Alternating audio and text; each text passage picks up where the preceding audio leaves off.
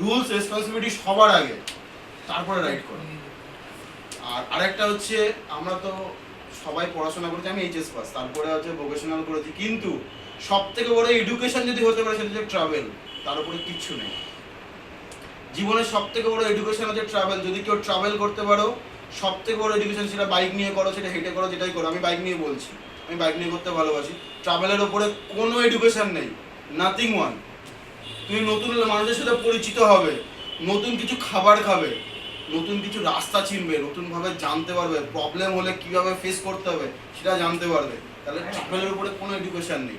তো সবাই যেন এটা ফলো করো, যাতে ও যে গ্রুপটা এত ভালোভাবে বানিয়েছে, অর্গানাইজ করছে, ওর যাতে নেক্সট টাইম থেকে গ্রুপের সম্বন্ধে যে প্রবলেমগুলো ক্রিয়েট না হলে যেন ইজিলি সলভ হয়। প্রবলেম আসবে, ইজিলি সলভ হয়, এটা তোমরা একটু মাথায় রেখো।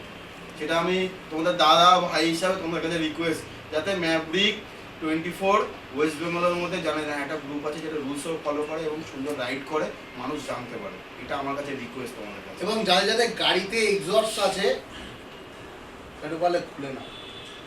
চেষ্টা করো। জানি আমার গাড়িতে এক্সস্ট লাগানো, আমি ডেভিগুলা লাগিয়ে চলি লোকালে। না, যেগুলো ধরো তোমাদের ছোট ছোট গাড়ি আছে যেগুলোতে, সেগুলোতে বড় গাড়ি হলে হয়তো মানে কোনো কারণে এদিক ওদিক করে বলতে হয়, ছোট গাড়িতে তো তোমরা ওরা ধরে ফেলবে যে এতে এক্সস্ট লাগিয়ে আসে না। ও যে প্রবলেমটা ফেস করেছে আমি চোখের সামনে দেখেছি, কি দরকার আছে? কেন কেন মানুষ দুটো বাজে কথা, ওকে দূর থেকে কোনো যদি একটা গালি দিয়ে যায়। এক সেকেন্ড বলছি, কিছু মনে করো না। আমি সকালবেলা দেখেছিলাম গাড়ি চালাতে, ও ভাই গাড়ি চালাচ্ছে, চালিও না। পাওয়ার সময় থেকে আসছিস তো, বাড়িতে কেউ না থাকুক তো, সকাল থেকে বাবা মা আছে তো। পাওয়ার সময় থেকে আসছিস তো সকালবেলা, পাওয়ার সময় থেকে আগে ছিল রোশনির বয়ফ্রেন্ড, এক্স বয়ফ্রেন্ড, টার্গেটে পুরো, এখন হয়েছিস তুই টার্গেট পুরো। যাই হোক,